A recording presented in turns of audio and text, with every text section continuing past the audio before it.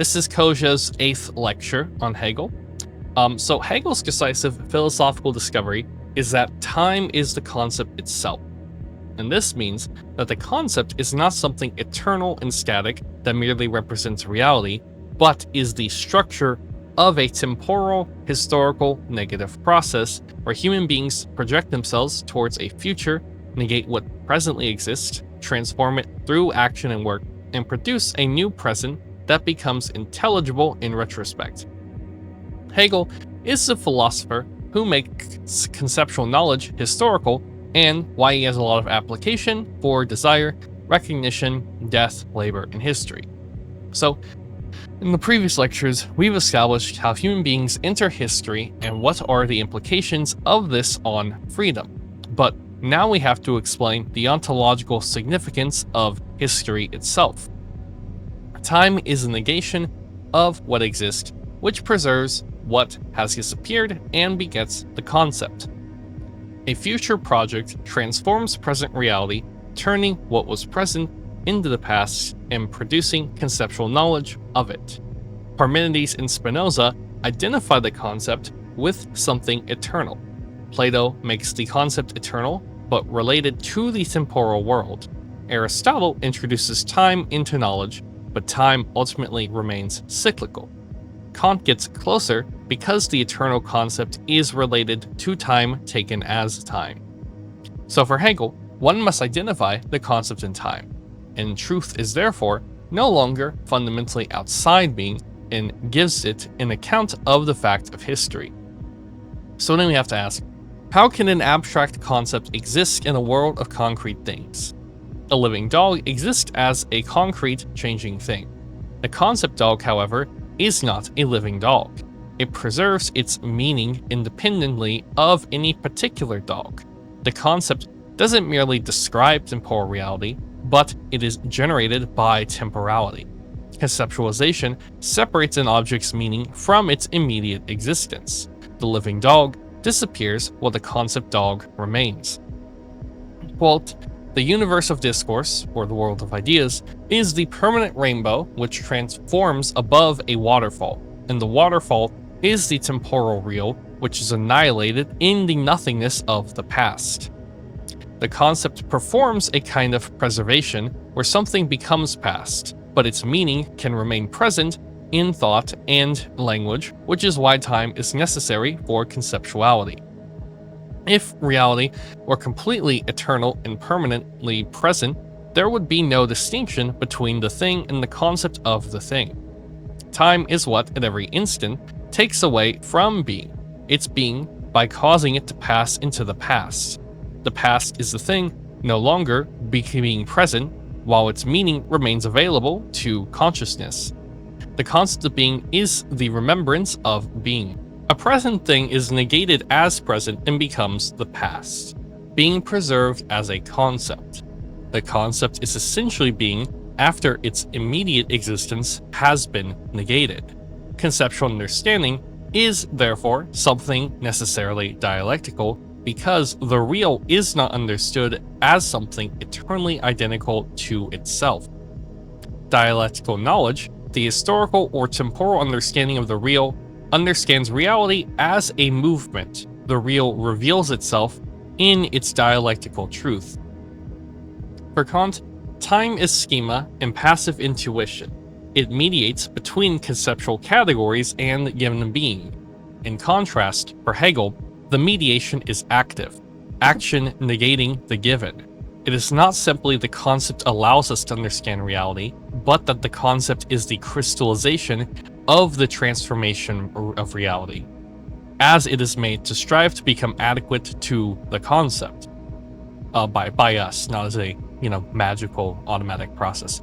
The a priori concept is a project which allows man to transform given being and make it conform. That's basically what I just said, but in Hegelese. Anyways, truth is the result of a historical process in which reality and concept become adequate to one another.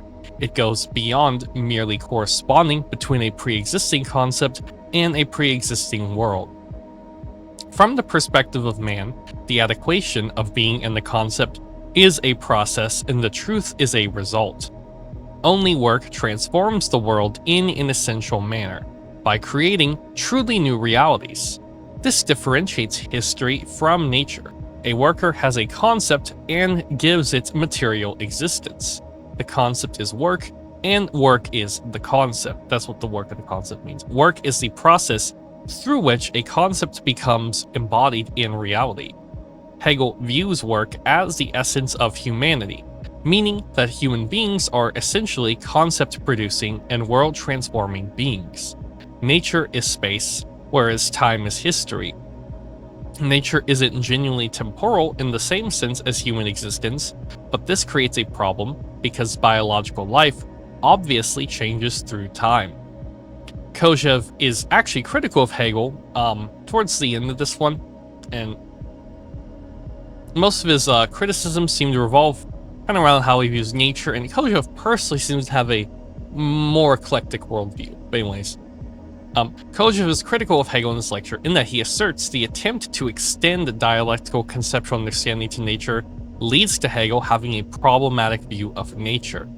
And he proposes that the existence of nature is revealed by mathematical algorithm and not by concepts. And that's by what Baidu believes. So that's an interesting connection point if you know Baidu. It seems like Kojeve has roughly the same view. I've never read Baidu though, so I might not be right. I listened to a lecture of him though, and it seems to be roughly what he thinks. Because human beings are speaking beings, man is the Dasein of the Begriff, that's in quotes. The empirical existing concept is man. Language is what gives the concept an empirical existence, the form in which the word remains after the thing disappears. Only in human beings does this preservation become explicit. Time is man, which is the empirically existing concept. An important feature of human time is that human beings can have a future that will never become present. Man is the empirical existence in the world of a future that will never become present, and what it means is that human beings are essentially moral, by the way. That's just convoluted way of saying that, but anyways. A human being can conceptualize his own death in the present, even though his death will never become a present experience for him. That's a very interesting way to formulate death. Due to this, human existence contains a peculiar form of temporality unavailable to an eternal being.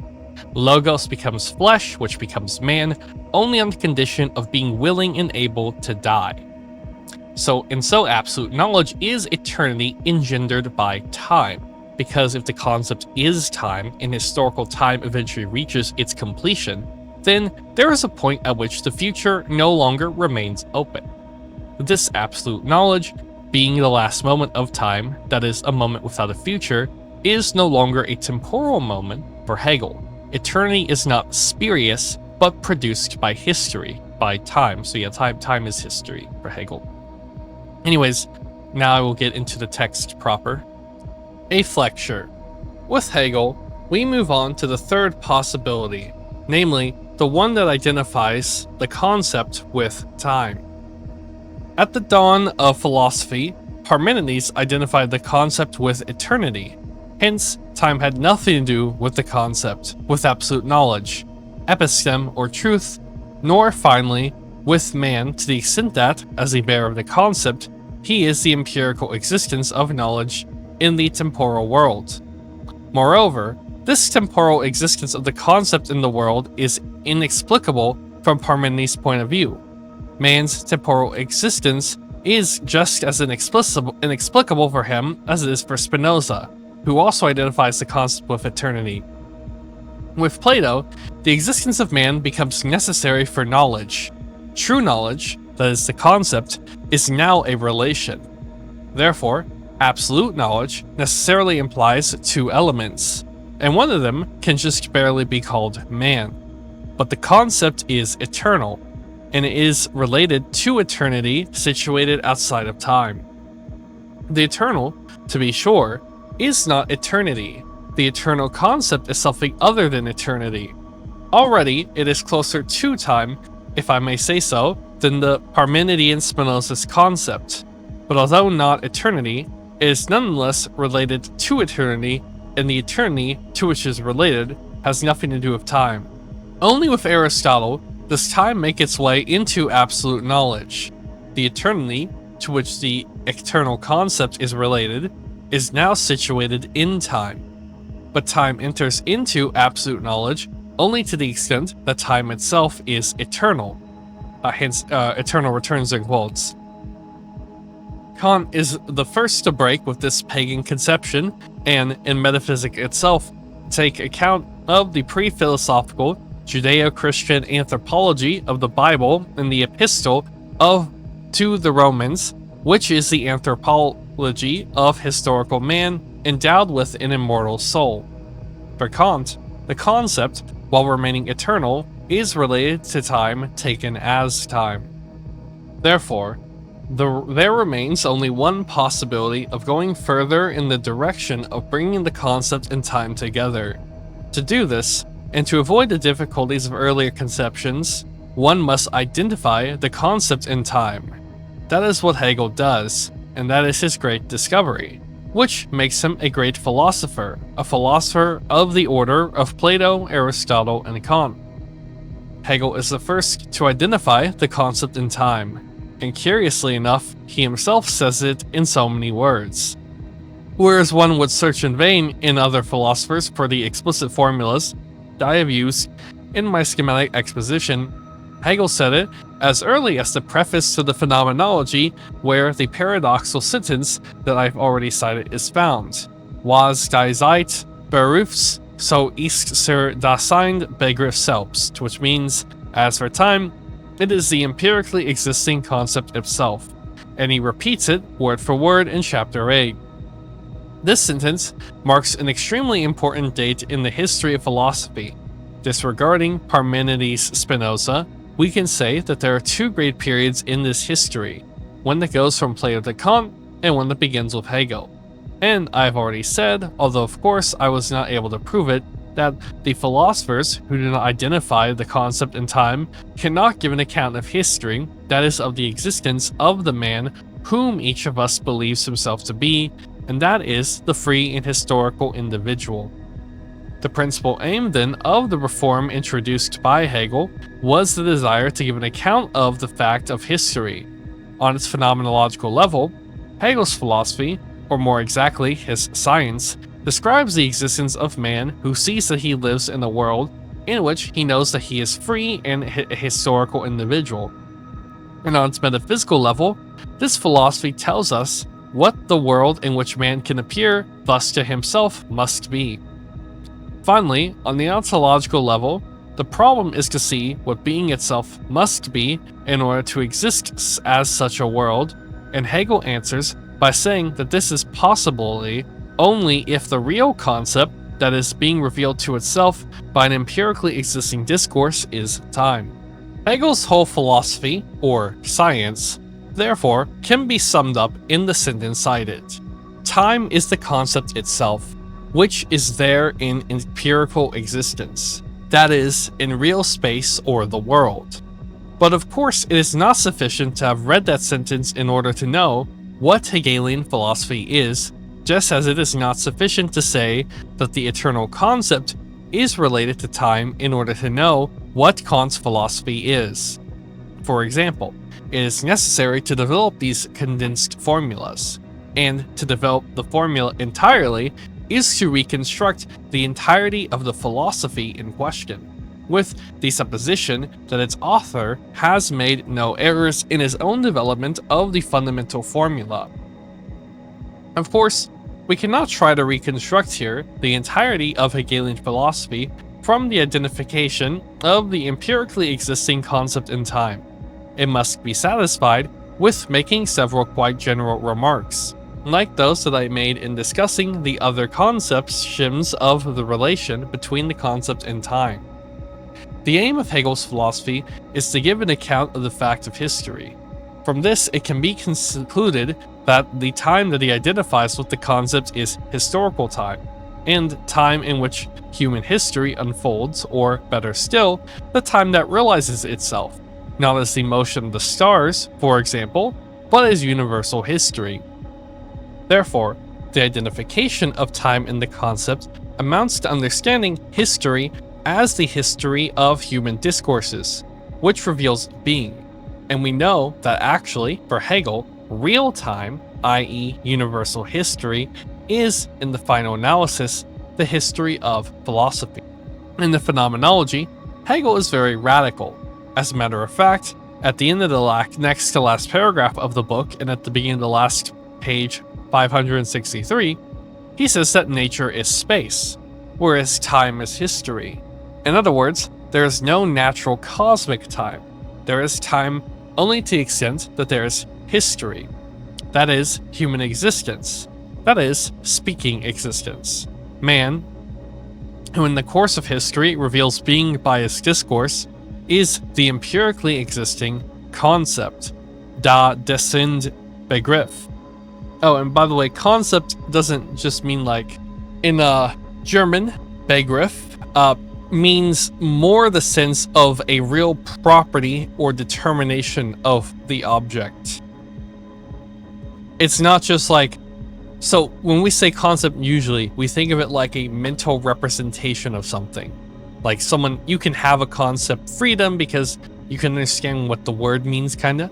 But Begriff, and just, you don't have to be like linguistic about it, just concept for Hegel, Marx, Adorno, all these people, it means specifically the sense of a real property or determination of the object, not just a term that represents an object. Just to help try to clarify that. Anyways, and time is nothing other than this concept. Without man, nature would be space, and only space. Only man is in time, and time does not exist outside of man. Therefore, man is time, and time is man. That is, the concept which is there in the spatial empirical existence of nature. But in his other writings, Hegel is less radical. In them, he admits the existence of a cosmic time. It may be that it is actually impossible to do without time in nature, for it is probable that biological life, at least, is an essentially temporal phenomena. But in doing so, Hegel identifies cosmic time and historical time. This, in my opinion, is his basic error. This is Kojeve. For if life is a temporal phenomena, biological time surely has a structure different from that of historical or human time. The whole question is to know how these two different times coexist, and they probably coexist with a cosmic or physical time, which is different from both in its structure. But for the moment, no matter if Hegel identifies both time, if he admits only one time, we can apply everything that he says about time in general to historical time, which is all that interests us here. Now, curiously enough, the crucial text on time is found in the philosophy of nature. On the Ginser Rauphilosophy, Mr. Alexander Corey has done a translation and commentary of this text in an article, which resulted from his course on the writings of Hegel's youth. A conclusive article, which is the source and basis of my interpretation of the phenomenology. Here I shall merely reproduce, in a few words, the principal consequences implied by Mr. Corey's analysis. The text in question clearly shows that the time that Hegel has in view is the time that for us is historical and not biological or cosmic time. In effect, this time is characterized by the primacy of the future. In the time that pre-Hegelian philosophy considered the movement went from the past toward the future by way of the present. It may be that the time in which the present takes primacy is cosmic or physical time, whereas biological time would be characterized by the primacy of the past. It does seem that the physical or cosmic object is but a simple presence, whereas the fundamental biological phenomenon is probably memory, in which the broad sense, in specifically human phenomena, is without a doubt the project. Moreover, it could be that the cosmic and biological forms of time exist as time only in relation to man, that is, in relation to historical time. In the time of which Hegel speaks, on the other hand, the movement is engendered in the future and goes towards the present by way of the past, future to past to present to future, in parentheses. And this indeed the specific structure of properly human, that is, historical time. In fact, let us consider the phenomenological, or better anthropological, projection of this metaphysical analysis of time.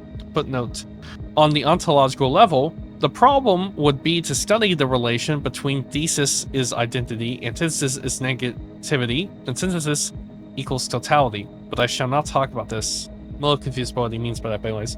The movement engendered by the future is the movement that arises from desire. This means from the specifically human desire, that is creative desire, that is desire that is directed toward an entity that does not exist and has not existed in the real natural world. Only then can the movement be said to be engendered by the future, for the future is precisely what does not yet exist and has not already existed. Now we know that desire can be directed toward an absolutely non-existent entity, only provided that it is directed towards another desire, taken as desire. As a matter of fact, desire is the presence of an absence. I am thirsty because there's an absence of water in me. It is indeed, then, the presence of a future in the present of the future act of drinking. To desire to drink is to desire something, water. That is, hence, it is to act in terms of the present. But to act in terms of the desire for desire is to act in terms of what does not yet exist. That is, in the terms of the future. The being that acts thus, therefore, is in a time in which the future takes primacy, and inversely, the future can really take primacy only if, in the real spatial world, there is a being capable of acting thus. Now, in chapter 4 of the Phenomenology, Hegel shows that the desire that is directed toward another desire is necessarily the desire for recognition, which, by opposing the master to the slave, engenders history and moves it, as long as it is not definitively overcome by satisfaction. Therefore, by realizing itself, the time in which the future takes primacy engenders history, which lasts as long as this time lasts, and this time lasts only as long as history lasts. That is, as long as human acts accomplished with a view to social recognition are carried out. Now, if desire is the presence of an absence, it is not, taken as such, an empirical reality. It does not exist in a positive manner in the natural, i.e., spatial present. On the contrary, it is like a gap or a hole in space, an emptiness, a nothingness, and it is into this hole, so to speak, that the purely temporal future takes its place within the spatial present. Desire that is related to desire, therefore, is related to nothing. To realize it, therefore, is to realize nothing.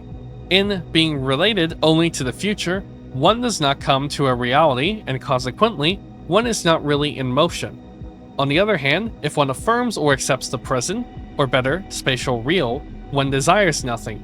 Hence, one is not related to the future. One does not go beyond the present, and consequently, one does not move either. Therefore, in order to realize itself, desire must be related to a reality, but it cannot be related to it in a positive manner. Hence, it must be related to negativity, to it negatively.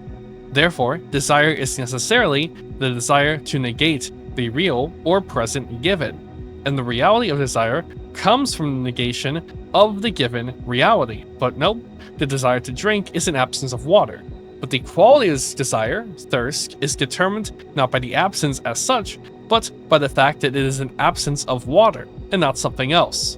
And this desire realizes itself by the negation of real water in the act of drinking. Now, the negated real is the real that has ceased to be. It is the past real, or the real past. Desire determined by the future appears in the present as a reality that is a satisfied desire only on the condition that it has negated a real, that is, a past. The manner in which the past has been negatively formed in terms of the future is what determines the quality of the real present, and only the present, thus determined by the future in the past, is a historical present. Footnote: indeed, we say that a moment is historical when the action that is performed in its in it is performed in terms of the idea that the agent has of the future, that is, in terms of a project, one decides on a future war, and so on. Therefore, one acts in terms of the future, but if the moment is to be truly historical, there must be a change. In other words, the decision must be negative with respect to the given. In deciding for the future war, one decides against the prevailing peace, and through the decision for the future war, the peace is transformed into the past. Now, the present historical act, launched by the idea of the future, by the project, is determined by this past that it creates. If the peace is sure and honorable, the negation that relegates it to the past is the act of a madman or a criminal. If it is the humiliation, its negation is an act worthy of a statesman, and so on. Back to the text. Therefore, generally speaking, the historical movement arises from the future and passes through the past in order to realize itself in the present, or as a temporal present. The time that Hegel has in view, then, is human or historical time. It is the time of conscious and voluntary action, which realizes in the present a project for the future, which project is formed on the basis of the knowledge of the past. Footnote: as an example of a historical moment, let us take the celebrated anecdote of the Rubicon. What is there in the present properly so called? A man takes a walk at night on the bank of a small river. In other words, something extremely banal, nothing historic. For even if the man in question was Caesar, the event would be in no sense historic if Caesar were taking such a walk solely because of some insomnia. The moment historic because the man taking a nocturnal walk is thinking about a coup d'etat, the civil war, the conquest of Rome, and worldwide domination. And let us take care to notice, because he has the project of doing it, for all this still in the future, the event in question, therefore, would not be historical if there were not a real presence, Gegenwart, of the future in the real world. First of all, in Caesar's brain, therefore, the present is historical only because there is in it a relation to the future, or more exactly, because it is a function of the future. Caesar taking a walk because he is thinking of the future, and it is in this sense that one can speak of a primacy of the future in historical time, but this is not sufficient. Suppose that the person taking a walk is a Roman adolescent who is dreaming of worldwide dominion, or a megalomaniac in the clinical sense of the word who is constructing a project otherwise identical to Caesar's immediacy. The walk ceases to be a historic event. It is historic solely because it is Caesar who, while taking a walk, is thinking about his project, or making up his mind, that is, transforming a hypothesis without any precise relation to real time into a concrete project for the future. Why? Because Caesar has the possibility, but not the certainty, for then there would be no future properly so called, nor a genuine project of realizing his plans. Now, his whole past, and his only past, is what assures him of this possibility. The past, that is the entirety of the actions of fighting and work, affected at various present times in terms of the project, that is, in terms of the future. This past is what distinguishes the project from a simple dream or utopia. Consequently, there is a historic moment only when the present is ordered in terms of the future on the condition that the future makes its way into the present, not in an immediate manner, unmittelbar, the case of a utopia, having been mediated, vermittelt, by the past, that is, by an already accomplished action. In the footnote. Therefore, we are dealing with historic time, and Hegel says that this time is for the concept itself, which exists empirically. For the moment, let us disregard the term concept. Hegel says then that time is something, an X, that exists empirically. Now, this assertion can be deduced from the very analysis of the Hegelian notion of historical time. Time in which the future takes primacy can be realized, can exist only provided that it negates or annihilates. In order that time may exist, therefore, there must also be something other than time. This other thing is first of all space, as it were, the place where things are stopped. Therefore, no time without space. Time is something that is in space. Footnote: I said that desire, that is, time, is a whole. Now, for a whole to exist, there must be a space in which the whole exists. In the footnote, time is the negation of space, of diversity, but if it is something and not nothingness, it is because it is in the negation of space. Now, only that which really exists, that is, which resists, can be really negated, but space that resists is full. It is extended matter. It is real space, that is, the natural world. Therefore, time must exist in a world. It is indeed, then, something which ist da, as Hegel says, which means is there in space, and which is there in empirical space, that is, in a sensible space or a natural world. Time annihilates this world by causing it at every instant to sink into the nothingness of the past. But time is nothing but the nihilation of the world. And if there were no world that was annihilated, time would only be pure nothingness. There would be no time, hence time, that is, therefore, is indeed something that exists empirically, i.e. exists in a real space or a spatial world. Now we have seen that the presence of time in which the future takes primacy in the real world is called desire, which is directed toward another desire, and that is, this desire is a specifically human desire, since the action that realizes it is man's very being. The real presence of time in the world, therefore, is called man. Time is man, and man is time. I'm gonna make a comment here. This is really interesting to me because this is like pre-Lacan, pre-all that stuff.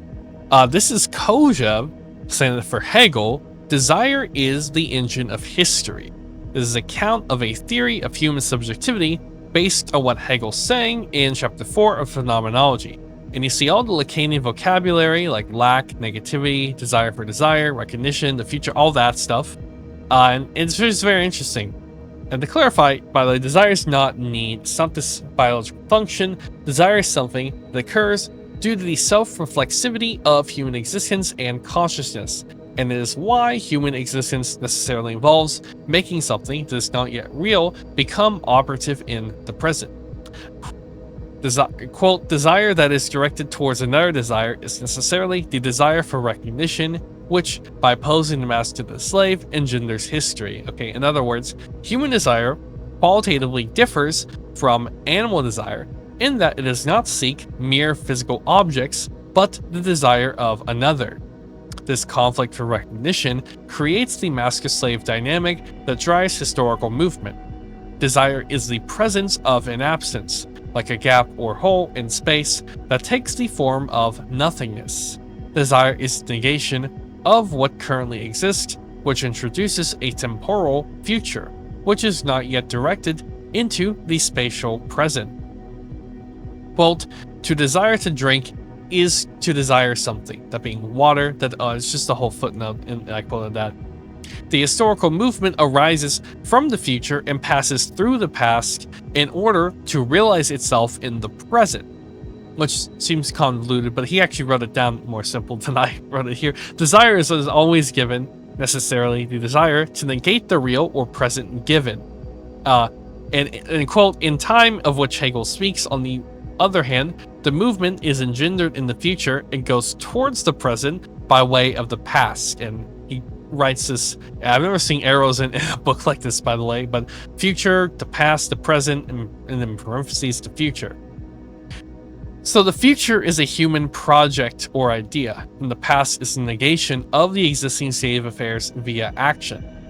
So the present is the realized historical act, and consequently, there is a historical moment only when the present is ordered in terms of the future, on the condition that the future is mediated by the past by an already accomplished action. This is distinct from how a project without real-world action is merely a dream or utopia, And he relates this to the megalomaniac daydreaming on the beach versus Caesar crossing the Rubicon. True history requires real, negating action grounded in concrete past reality. And this is why Hegel is not just, a wizard in this tower who can find absolute truth through thinking really hard. No, it's very historical and grounded. So time exists empirically in space through human action. Man is a negation of nature through time, and human history lasts only as long as the struggle for social recognition continues. Quote, the presence of time in the world, therefore, is called man. Time is man, man is time. But anyways, I'll say more on this I put at the start now, but I'm gonna write like a kind of summary of this, and it'll be at the start, so you've already heard it. But yeah, I write it at the end because I'm reading it now. Anyways, back to the text. In the Phenomenology, Hegel does not say this in so many words because he avoids the word man. But in the lectures delivered at Jena, he says, Geist ist Zeit, spirit is time. Now, spirit in Hegel, and especially in this context, means human spirit, or man, more particularly collective man. That is, the people, or state, and finally, man as a whole, or humanity in the totality of its spatial-temporal existence. That is, the totality of universal history. Therefore, time, that is, historical time, with the rhythm, future, past, present, is man in his empirical, that is, spatial integral reality. Time is history of man in the world, and indeed, without man, there would be no time in the world. Nature that did not shelter man would only be a real space. To be sure, the animal too has desires and acts in terms of these desires by negating the real. It eats and drinks just like a man, but the animal's desires are natural. They are directed towards what is, and hence they are determined by what is. The negating action that is affected in terms of these desires, therefore, cannot essentially negate. It cannot change the essence of what is. Therefore, in its entirety, that is, in its reality, being is not modified by these natural desires. It does not essentially change because of them. It remains identical to itself, and thus it is space and not time. To be sure, an animal transforms the aspect of the natural world in which it lives, but it dies and gives back to the earth what it has taken from it. And since the animal is identically repeated by its offspring, the changes that it brings about in the world are repeated too, and hence in its entirety, nature remains what it is. If there is a time, it is biological time. Aristotle's circular time, it is eternity in time. It is time in which everything changes in order to remain the same thing. Man, on the other hand, essentially transforms the world by negating action of his fights and his work. Action which arises from non-natural human desire directed toward an other desire, that is, toward something that does not exist really in the natural world. Thus, the olive tree, for Pericles, time is the same olive tree as that of Venizelos' time. But Pericles' Greece is a past that never again becomes a present, and with respect to Pericles, Venizelos represents a future that as yet has never been a past. Only man creates and destroys essentially. Therefore, the natural reality implies time only if it implies a human reality. Now man essentially creates and destroys in terms of the idea that he forms of the future. And the idea of the future appears in the real present in the form of a desire directed toward another desire. That is, in the form of a desire for social recognition. Now action that arises from this desire engenders history. Hence, there is a time only when there is a history. I want to comment here, by the way. I'm not sure I'm really I don't know if I really follows the account of nature. Because it's like, so I do think there's a distinction between humanity and nature, for sure. I follow the, first nature, second nature kind of distinction. It's not like a metaphysical distinction, it's just, but anyways, Thing is, though, I don't think his way of representing basically man as like being distinct because man can destroy things or whatever really follows. I think nature certainly does destroy things. You know, the only way it doesn't is if you argue that it doesn't because it's always nature. But that's a circular argument. So, anyways, that's just the thing. I do think that everything saying is true, though, large, or at least a lot of it. It's just I would do a different argument than this argument for this claim. I don't think Hegel really argues this at all either. This seems to be his personal argument for this claim. And while it doesn't seem ridiculous, you gotta realize nature includes multiple mass extinction events. You know, those weren't exceptions from nature. And they destroy. Now you can argue, well, new things arise. Yeah, sure, new things arise, but I mean that would be true now. So this just seems like a circular argument for nature being distinct. I do think it is. I would just do a different argument for this claim. Anyways, back to the text. Therefore, Die Zeit ist der Daseinde Begriff selbst means time is man in the world in his real history. But Hegel also says Geist ist Zeit, that is to say, man is time, and we have just seen what this means. Man is desire directed toward another desire, that is, desire for recognition, that is, negating action performed for the sake of satisfying this desire for recognition, that is, bloody fighting for prestige, that is, the relation between master and slave, that is, work, that is, historical evolution, which finally comes to the universal and homogeneous state, and to the absolute knowledge that reveals complete man realized in and by this state. In short, to say that man is time is to say all that Hegel says of man in the phenomenology, and it is also to say that the existing universe and being itself must be such that man thus conceived of is possible and can be realized. Hence, the sentence that identifies spirit and time sums up Hegel's whole philosophy, just as the other schematic formulas enumerated above set up the whole philosophy of Plato and Aristotle, etc. But in those schematic formulas, the concept is what was mentioned.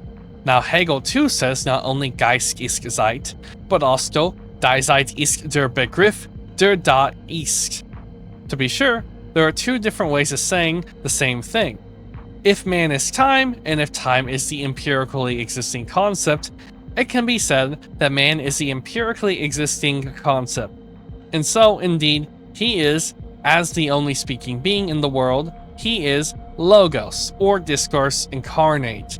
Logos becomes flesh, and thus existing as an empirical reality in the natural world, man is the Dasein of the Begriff, being of the concept, and the empirically existing concept as man. Therefore, to say that time is the empirically existing concept is indeed to say that time is man, provided that man is conceived of as Hegel conceives of him in the phenomenology. By the way, I'm going to say one thing about this concept here. I don't know why, but if you're in like a woke community and you say this, you'll probably be banned. And that seems crazy, but it's just true, and that's just how it is. It's one of those things that everyone will deny, but it's just 100% replicatable, and they don't care. But anyways, because what is if you say that like okay, listen, a dog has 4 legs. Like if you ran a dog over a car and it's 3 legs, sure, but that doesn't change the fact that dogs have 4 legs. Like that's what you gotta say. I have to say to people like I'm talking about right now. Anyways, back to this. Hence, everything that Hegel says of man in the phenomenology is also valid for time. And inversely, everything that can be said of the appearance, Erscheinung,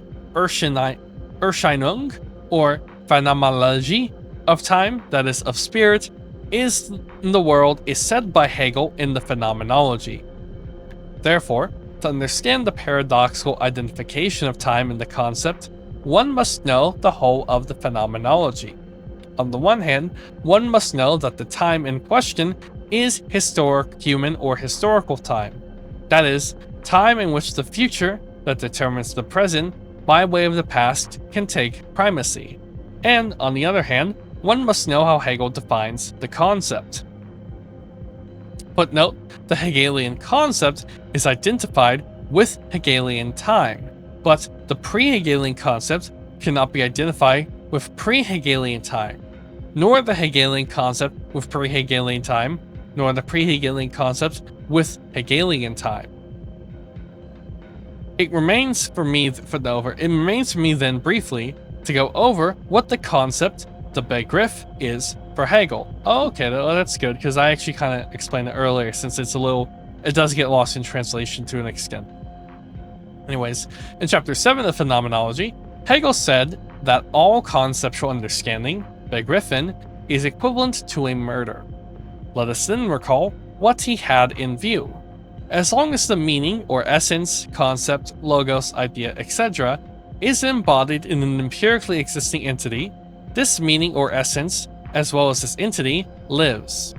For example, as long as the meaning or essence dog is embodied in a sensible entity, this meaning, essence, lives. It is the real dog, the living dog, which runs, drinks, and eats. But when the meaning, essence, dog passes into the word dog, that is, becomes abstract concept, which is different from the sensible reality that it reveals by its meaning, the meaning, essence, dies. The word dog does not run, drink, and eat. In it, the meaning, essence, ceases to live. That is, it dies. And that is why the conceptual understanding of empirical reality is equivalent to a murder. To be sure, Hegel knows full well that it is not necessary to kill a dog in order to understand it through its concept. That is, in order to give it a name or define it, nor is it necessary to wait for it to actually die in order to do so. Let us note, however, that the conceptual or scientific understanding of the dog actually leads sooner or later to its dissection. Okay, anyway, that's, I guess, important to know. Anyways, however, Hegel says, if the dog were not mortal, that is, essentially finite or limited with respect to its duration, one could not detach its concept from it. That is, cause the meaning, essence, that is embodied in the real dog to pass into the non-living word, into the word endowed with a meaning, that is, into the abstract concept, into the concept that exists, not in the dog, which realizes it, but in the man, who thinks it, that is, in something other than the sensible reality which the concept reveals by its meaning. The concept dog, which is my concept of the dog, the concept, therefore, which is something other than the living dog and is related to a living dog as to an external reality. This abstract concept is possible only if the dog is essentially mortal.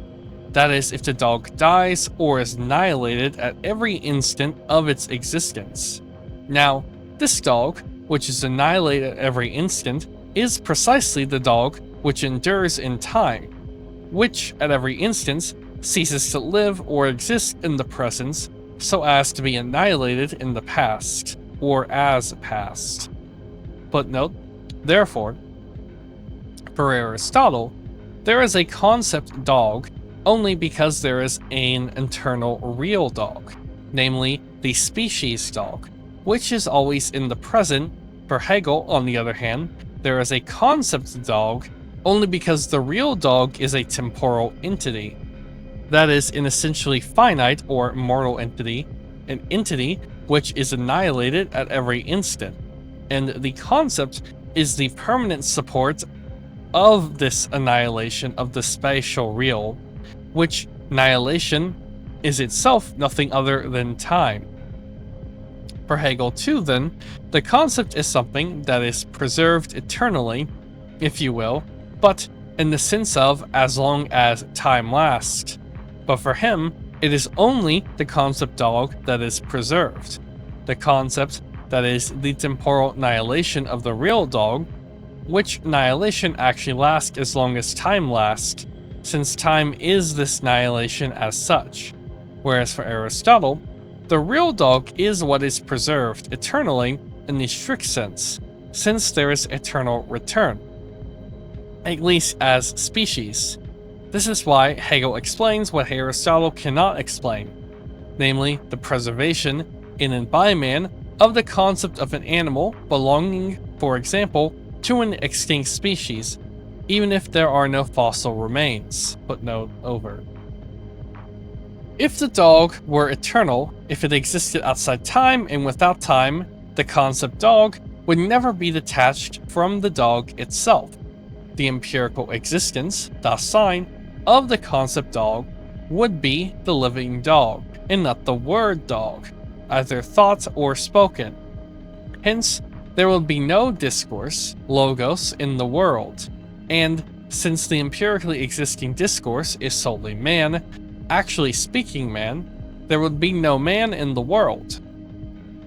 The concept word detaches itself from the sensible hic et nunc, but it can thus detach itself only because the hic et nunc, i.e. spatial being, is temporal because it annihilates itself in the past.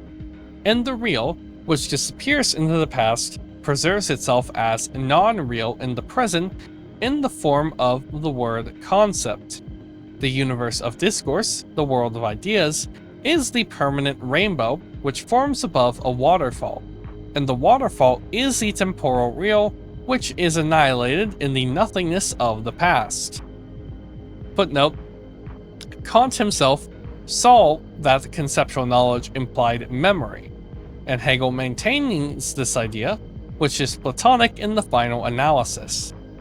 For Hegel too, the Erinnerung, that is the internalization of the objective real effected in and by the concept, which reveals this real, but is in me, is also Erinnerung, that is remembrance. Now, there is memory only where there is time, where the real present is annihilated through becoming unreal past. Generally speaking, in his theory of the concept, Hegel merely makes more precise, and consequently transforms, the Kantian theory of the schematismus. For Kant, the concepts, or categories, apply to being, to a given being, shine, because time serves as their schema, that is, as intermediary or mediation, Verlunting in Hegel. But this mediation is purely passive. Time is contemplative intuition, Anschauung. In Hegel, on the other hand, the mediation is active. It is tat or tun, action negating the given, the activity of fighting and work. Now, this negation of the given or shine, or of the present, is historical time, and historical time is this active negation. In Hegel, as in Kant, therefore, time is what allows the application of the concept to being. But in Hegel, this time that mediates conceptual thought is materialized. It is a movement, or Bewegung, and a dialectical movement. That is, precisely it is active, hence it negates, hence it transforms the given, hence it creates new things. If man can understand or reveal being by the concept, it is because he transforms given beings in terms of this concept, which is then a project, and makes it conform to it. Now the transformation of given being in terms of the concept project is precisely conscious and voluntary action, tune, which is Arbeit in Kampf. For Kant, being is in conformity with the concept, the mediation. By time merely allows one to move from one to the other without modifying either the one or the other. And that is why Kant cannot explain this conformity of being in the concept. For him, it is a given, that is to say a chance, transcendental Zufrigkeit. Hegel, on the other hand, explains this conformity, which for him is a process of conforming, by his dialectical ontology.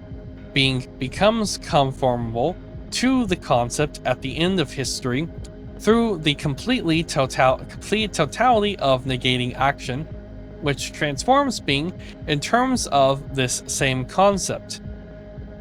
Therefore, in Kant, time is schema and passive intuition. In Hegel, it is movement and conscious and voluntary. action.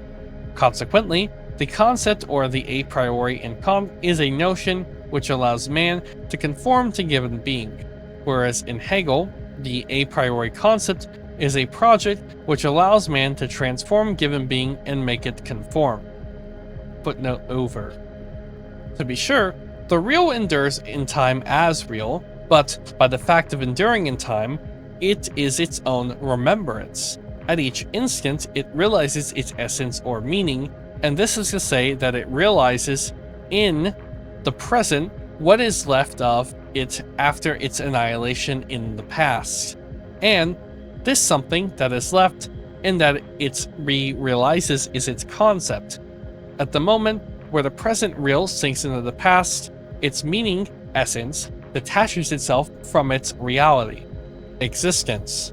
And it is here that appears the possibility of retaining this meaning outside of the reality by causing it to pass into the word. And this word reveals the meaning of the real, which realizes in the present its own past. That is, the same past that is eternally preserved in the word concept. In short, the concept can have an empirical existence in the word, this existence being nothing other than the human existence, only if the world is temporal, only if time has an empirical existence in the world, and that is why it can be said that time is the empirically existing concept. Footnote: on the ontological level, this metaphysical or cosmological statement means being must have a trinitary structure as synthesis or totality, which unites thesis or identity with antithesis or negativity. This presence of the negation of being in existing being is precisely time. In order better to understand this identification of the concept with time, it is useful to proceed as follows. Let us form the concept of being, that is, of the totality of what is. What is the difference between this concept being and being itself? From the point of view of content, they are identical, since we have made no abstraction, and nonetheless, in spite of what Parmenides thought, the concept being is not being. Otherwise, there would be no discourse, and the concept would not be logos. What distinguishes being from the concept being is solely the being of being itself. For being as being is, but it does not exist as being in the concept. Being, even though it is present by its content, i.e. as the meaning of the concept being, therefore the concept being is obtained by subtracting being from being.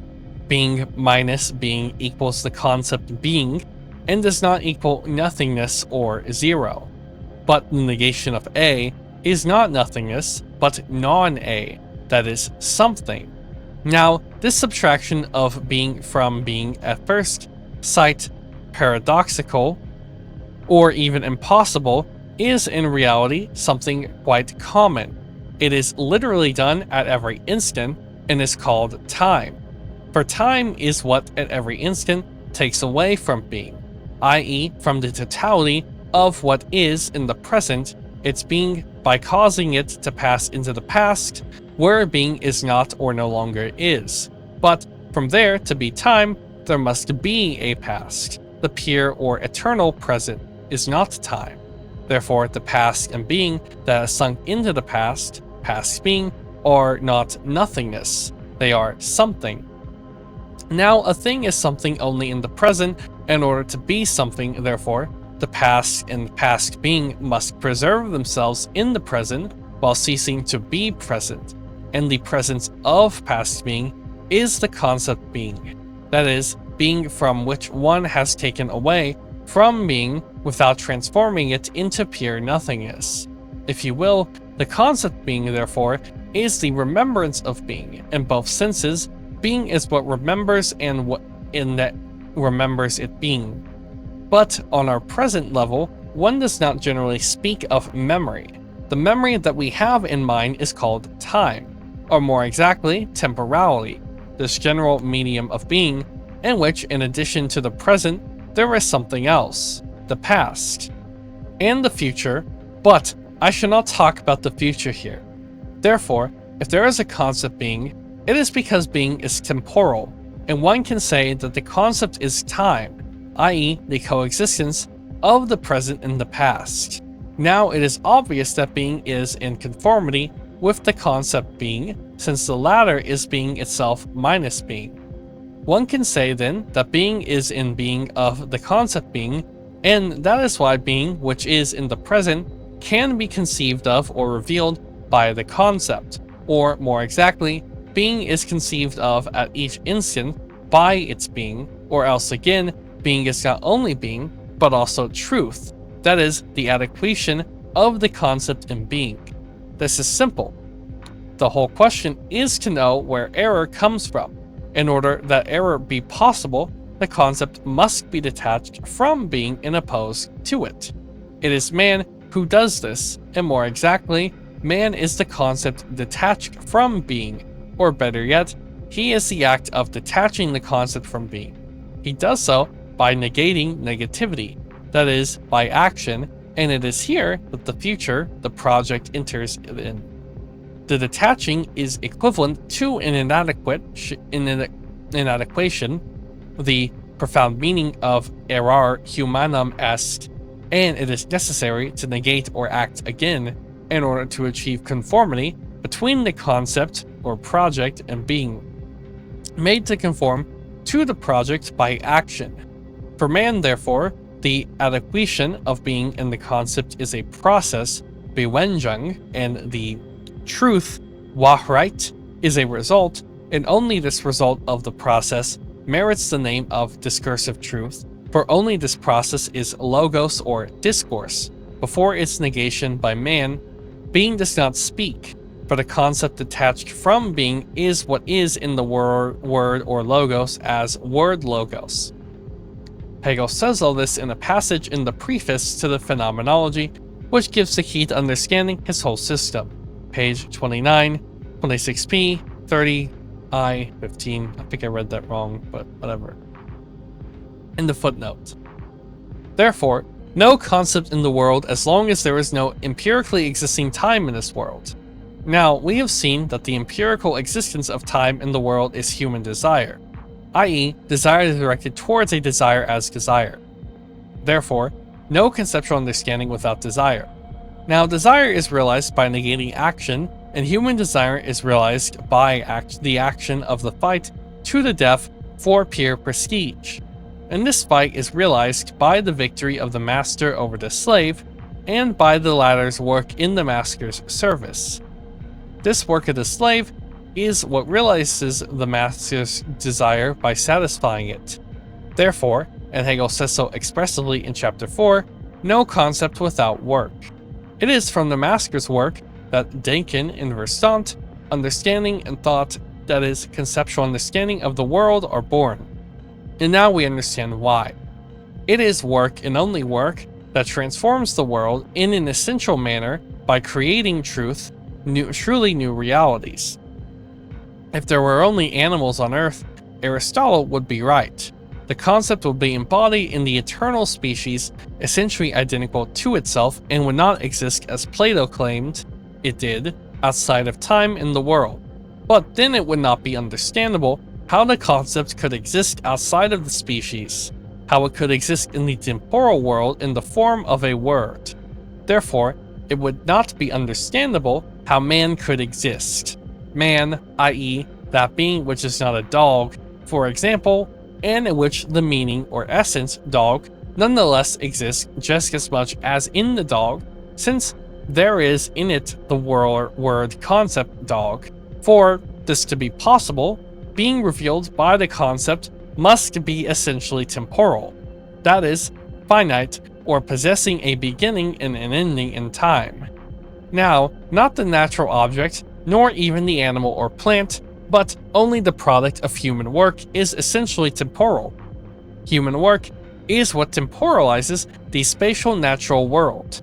Work, therefore, is what engenders the concept which exists in the natural world by being something other than this world. Work, therefore, is what engenders man in the world. Work is what transforms the purely natural world into a technical world inhabited by man. that is, into a historical world. Only the world transformed by human work reveals itself in and by the concept which exists empirically in the world without being the world. Therefore, the concept is work and work is the concept. And if, as Marx quite correctly remarks, work for Hegel is das Wesen, das Menschen, the very essence of man, it can also be said that man's essence for Hegel is the concept. And that is why Hegel says only that time is the Begriff, but also that it is the Geist. For if work temporalizes space, the existence of work in the world is the existence in this world of time. Now, if man is the concept, and if the concept is work, man and the concept are also time.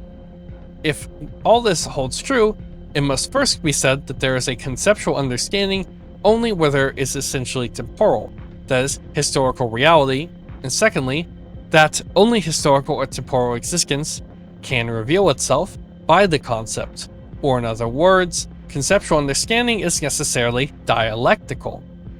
Footnote: for dialectical understanding is nothing other than the historical or temporal understanding of the real. Dialectic reveals the trinitary structure of being. Yeah, I don't know if there's any trinity in Hegel. In other words, in and by its dialectic, the real reveals itself not sub specie eternatius, that is, outside of time, or as eternally identical to itself, but as a present situation between the past and the future, that is, a bewinging, as a creative movement, or else again as result, which is a project, and as a project, which is a result which is born of a project, and a project engendered by a result. In a word, the real reveals itself in the dialectical truth as a synthesis. See Chapter 7, The Dialectic of the Real and the Phenomenological Method in Hegel in this volume. In the footnote, now, if this holds true, and if nature is only space and not time, one would have to conclude that there's no conceptual understanding of nature. One would understand, in this full sense, only where there is time, i.e., one would truly understand only history. In any case, it is only history that can and must be understood dialectically. One would have to say so, but Hegel does not, and that I believe is his basic error. First of all, there is a vacillation in Hegel. On the one hand, he says that nature is only space. On the other, he clearly sees that biological life is a temporal phenomenon. Hence, the idea that life, Leben, is a manifestation of spirit, Geist. But Hegel also sees, and he is the first to say so in many words, that true human existence is possible only by the negation of life. As we know, the risk of life in the fight for prestige is constituent of man, hence an opposition of Leben and Geist. But if this opposition exists, life is not historical. Therefore, there is no biological dialectic. Therefore, there is no conceptual understanding of life. Now Hegel asserts that there is such an understanding. He imagines, following Schelling, a dialectical biology. And what is he cooking right now? And he sets it forth in Phenomenology, Chapter 5, Section AA. To be sure, he denies the conceptual understanding or dialectic of non-vital reality, but this merely leads him to say that the real world is a living being. Hence his absurd philosophy of nature, his insensate critique of Newton, and his own magical physics, which discredit his system in the 19th century. But there is yet more to say. Dialectical understanding applies only to historical reality. That is, to the reality created by work according to a project. To assert, as Hegel does, that all understanding is dialectical, in that the natural world is understandable, is to assert that this world is the work of a demiurge, or of a, what is going on right now, of a creator god, conceived in the image of working man. How do you write? This is great. I'm sorry for interrupting, but what? What am I reading? And this is what Hegel actually says in the logic. What? When he says that his logic, that is his ontology, is the thought of God before the creation of the world, it would follow that Hegel understands the world because the world is created according to the concept that Hegel has, and thus we are in the midst of a paradox. Hegelian anthropotheism ceases to be an image. Hegel is actually God. God, the creator, and the eternal God. What?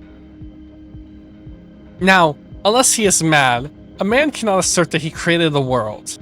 If then the thought that is revealed in the logic is the thought that created the world, it is certainly not Hegel's thought. It is thought of a creator other than Hegel, other than man in general.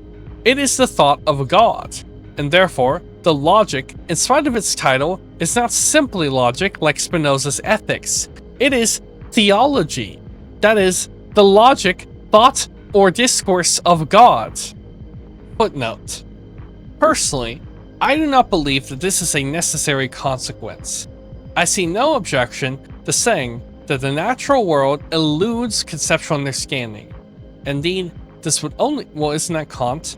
Indeed, this would only mean that the existence of nature is revealed by mathematical algorithm, for example, and not by concepts. That is, by words having a meaning. Now, modern physics leads in the end to this result. One cannot speak of the physical reality without contradiction. As soon as one passes from algorithm to verbal description, one contradicts himself. Particle waves, for example. Hence, there would be no discourse revealing the physical or natural reality. This reality, as presented as early as Galileo, would be revealed to man only by the articulated silence of algorithm. Physical matter is understood conceptually or dialectically. It can be spoken of, only to the extent that it is the raw material of a product of human work. Now, the raw material itself is neither molecules nor electrons and so on, but wood, stone, and so on. And these are things which, if not living themselves, at least exist on the scale of life, and of man as living being. Now, it does seem that algorithmic being non-temporal does not reveal life, but neither does dialectic. Therefore, it may be necessary to combine Plato's conception for the mathematical, or better, geometrical, substructure of the world, and with Aristotle's for its biological structure, and Kant's for its physical, or better, dynamic structure, while reserving Hegelian dialectic for man in history. That's an interesting and novel approach to things. Anyways, back to the tech. But enough of the natural world. Oh, okay, that's enough of that. That was just obvious. Everything you said there, that's just all very self-contained. Anyways, let us note that Hegel realized an immense philosophical progress by identifying the concept in time. For, by doing this, that is, by discovering dialectical knowledge, he found the means of establishing a phenomenology, a metaphysics, and an ontology of history. That is, of man as we conceive of him today, and as he is in reality. Let us see the decisive consequence for man following from this discovery. The concept is time. Time in the full sense of the term. That is, a term in which there is a future. Also, in the full sense, that is, a future that will never become either present or past. Man is the empirical existence of the concept in the world. Therefore, he is the empirical existence in the world of a future that will never become present. Now, this future for man is his death. That future of which will never become his present, and the only reality or real presence of this future is the knowledge that man has in the present of his future death. Therefore, if man is concept, and if the concept is time, that is, if man is an essentially temporal being, man is essentially mortal, and he is concept, that is, absolute knowledge, or wisdom incarnate only if he knows this. Logos becomes flesh, becomes man, only on the condition of being willing and able to die. And this causes us to understand why possibility 3, adopted by Hegel, appears so late in the history of philosophy. To deny that the concept is eternal, to say it is time, is to deny that man is immortal or eternal, at least to the extent that he thinks to this extent that he is truly a human being. Now, man accepts his death only in extremis, and it was also in extremis that philosophy adopted possibility 3. Footnote: thus we see the expression anthropotheism is but a metaphor. Circular, that is dialectical, absolute knowledge reveals finite or mortal being. This being, therefore, is not the divine being, it is indeed the human being, but man can know that this is his being only provided that he knows that he is mortal. Back to the text. Alles English ist dies Scheiß selbst aufhören. Hegel says in the Encyclopedia, it is only finite being that dialectically overcomes itself. If then the concept is time, that is, if conceptual understanding is dialectical, the existence of the concept and consequence of being revealed by the concept is essentially finite. Therefore, history itself must be essentially finite. Collective man, humanity, must die just as the human individual dies. Universal history must have a definitive end. We know that for Hegel, this end of history is marked by the coming of science in the form of a book, that is, by the appearance of the wise man or of absolute knowledge in the world. This absolute knowledge, being the last moment of time, that is a moment without a future, is no longer a temporal moment. If absolute knowledge comes into being in time, or better yet as time or history, knowledge that has come into being is no longer temporal or historical.